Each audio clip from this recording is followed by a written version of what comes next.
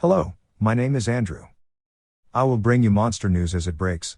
Be sure to subscribe so that you don't miss out on the latest monster news release. Biden goes in for cherries on campaign-style Michigan trip. By Josh BOAK, Associated Press. Posted July 3, 2021, 11:13 a.m. EDT. Updated July 3, 2021, 5:42 p.m. EDT. President Joe Biden waves as he boards Air Force One upon departure. Saturday, July 3, 2021, at Andrews Air Force Base, Maryland. Biden is en route to Michigan. AP photo / Alex Brandon.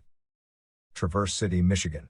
AP, President Joe Biden stayed mum on policy during a Saturday trip to Michigan, focusing instead on cherries, and cherry pie and cherry ice cream, and voters who were mask-free as coronavirus restrictions have eased. It had all the hallmarks of a campaign stop that he couldn't make last year.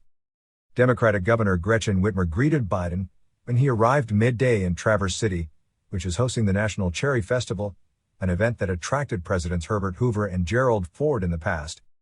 They skipped the festival, however, in favor of a cherry farm in nearby Antrim County, where Biden pitched his immigration plans when chatting with two couples from Guatemala who were picking fruit. So Biden spoke with 4 people. He then greeted a long line of enthusiastic supporters stretched out behind a rope. How many people were in the line? So this was less than 100 people. His trip was billed as part of a broader campaign by the administration to drum up public support for his bipartisan infrastructure package and other policies geared toward families and education. But the president was out for direct contact with voters and refrained from delivering remarks about his policy proposals. Whitmer told reporters she spoke to Biden about infrastructure, although not about any projects for Michigan specifically. So Biden was in Michigan to talk about infrastructure with Whitmer but did not talk about how his plan helps Michigan. I'm the fix the damn roads governor, so I talk infrastructure with everybody, including the president, she said. In recent flooding, she said the state saw underinvested infrastructure collide with climate change and the freeways were underwater. So this is an important moment, and that's why this infrastructure package is so important. That's also why I got the President Rocky Road fudge from Mackinac Island for his trip here, she said. Michigan Senator Debbie Stabenow also said she spoke with the president about the infrastructure package as they toured the cherry farm, noting that her phone signal dropped to 1 bar and that the proposed broadband build-out was needed. Biden's host at King Orchards, Juliette King McAvoy, introduced him to the 2 Guatemalan couples, who she said had been working on the farm for 35 years.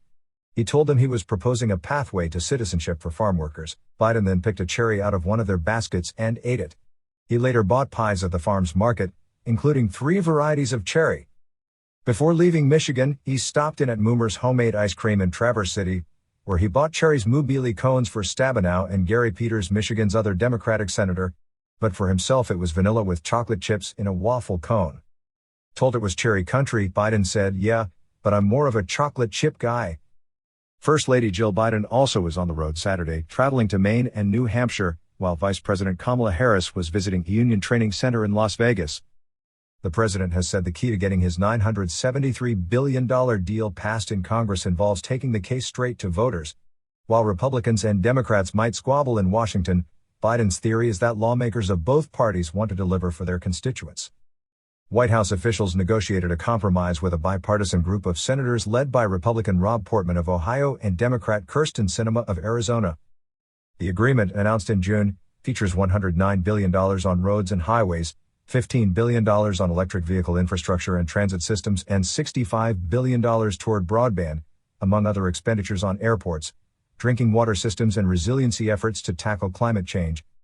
It would be funded by COVID-19 relief that was approved in 2020 but unspent, repurposed money for enhanced unemployment benefits and increased enforcement by the IRS on wealthier Americans who avoid taxes. The financing also depends on leasing 5G telecommunications spectrum, the Strategic Petroleum Reserve, and the potential economic growth produced by the investments. Biden intends to pass additional initiatives on education and families as well as tax increases on the wealthy and corporations through the budget reconciliation process. This would allow the passage of Biden's priorities by a simple majority vote, avoiding the 60-vote hurdle in a Senate split evenly